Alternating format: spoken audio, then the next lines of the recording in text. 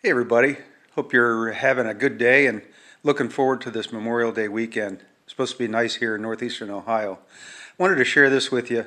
I started working on this Rhodesian yesterday and had a bit of a mishap with the cutting tool and took a bigger chunk out of it than I wanted, and it's turned into this. So it's a diamond shank.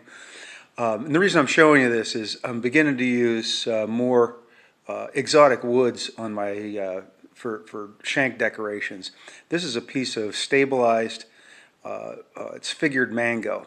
So I'll share this finished product when I'm done with it. I think I'm probably going to go to maybe a light buckskin contrast dye on this with maybe a little bit of light brown over the top of that. We'll see, but I'll share it with you. The reason I'm sharing again is just to kind of give you an idea of what can happen when you make a mistake.